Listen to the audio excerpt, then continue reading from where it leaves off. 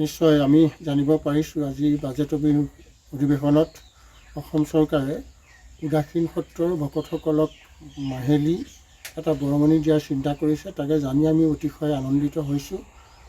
যদি কাৰ্যকৰী হয় নিশ্চয় আমাৰ চৰকাৰলৈ ধন্যবাদ জ্ঞাপন কৰিছোঁ। এটা সামান্য বৰঙণিৰে অৱশ্যে আমাৰ বহুখিনি জনসাধাৰণৰ লগতে আমাৰো খৰচ বহন হয়, যিহেতু আমাক সত্ৰৰ বৈষ্ণৱ বুলিতো কোনো বস্তুৱেই তুলনামূলকভাৱে কম দামত নিদিয়ে, সকলোৱে সমানেই দাম থাকে। কিন্তু এনেকুৱা এটা বৰঙণিৰে নিশ্চয় আমাৰ দৈনন্দিন জীৱন যাত্ৰাত কিছু সকাহ হ'ব বুলি আমি ভাবিছোঁ। তাৰ বাবে অসম চৰকাৰক ধন্যবাদ জনাইছোঁ।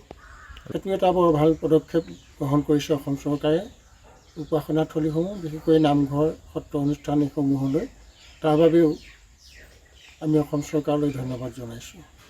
অসমৰ মাননীয় মুখ্যমন্ত্ৰী মহোদয়লৈ আমি ধন্যবাদ আৰু কৃতজ্ঞতা জনাইছোঁ। লগতে বিত্তমন্ত্ৰী ডাঙৰীয়ানীলৈ আমি আমাৰ আউনীআটী সত্ৰৰ ফালৰ পৰা বা উদাসীন বৈষ্ণৱসকলৰ ফালৰ পৰা শুভকামনা জনাইছোঁ। আচলতে আউনীআটী সত্ৰৰ বা উদাসীন সত্ৰৰ যি সকলো বৈষ্ণৱসকলে বহুতো ঘাত প্ৰতিঘাতৰ মাজেৰে আমাৰ অসমীয়া কৃষ্টি সংস্কৃতি জীয়াই ৰাখিবলগীয়া হৈছে আৰু ই এক শুভ লক্ষণ হ'ব। উদাসীন সত্ৰলৈ সাধাৰণতে শিশু বৈষ্ণৱ খুব কম আহে।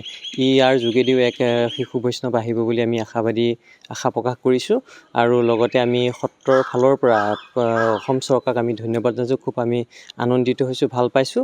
আৰু লগতে আমি অসমৰ মাননীয় মুখ্যমন্ত্ৰী মহোদয়ক এটা অনুৰোধ জনাইছোঁ যাতে মাজুলীৰ যিখিনি উদাসীন সত্ৰ আছে এই উদাসীন সত্ৰসমূহক যাতে সংৰক্ষণ কৰিবৰ কাৰণে এটা বৃহৎ পৰিমাণৰ পুঁজি ধাৰ্য কৰে। বিশেষকৈ মাজুলীৰ সত্ৰনাচসমূহ হৈছে এক ৰাইজৰ অনুষ্ঠান আৰু এই পৰ্যটকসকল আহি সত্ৰসমূহ দৰ্শন কৰি তেখেতসকলে খুব আনন্দিত হয়।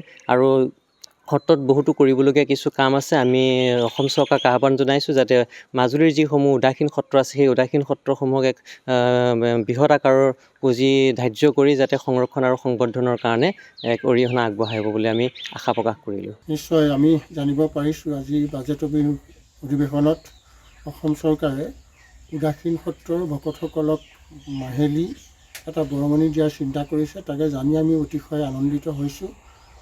যদি কাৰ্যকৰী হয় নিশ্চয় আমাৰ চৰকাৰলৈ ধন্যবাদ জ্ঞাপন কৰিছোঁ। এটা সামান্য বৰঙণিৰে অৱশ্যে আমাৰ বহুখিনি জনসাধাৰণৰ লগতে আমাৰো খৰচ বহন হয়, যিহেতু আমাক সত্ৰৰ বৈষ্ণৱ বুলিতো কোনো বস্তুৱেই তুলনামূলকভাৱে কম দামত নিদিয়ে, সকলোৱে সমানেই দাম থাকে। কিন্তু এনেকুৱা এটা বৰঙণিৰে নিশ্চয় আমাৰ দৈনন্দিন জীৱন যাত্ৰাত কিছু সকাহ হ'ব বুলি আমি যিকোনো খবৰৰ বাবে যোগাযোগ কৰক 7099017330 লগতে 7099017110 নম্বৰত।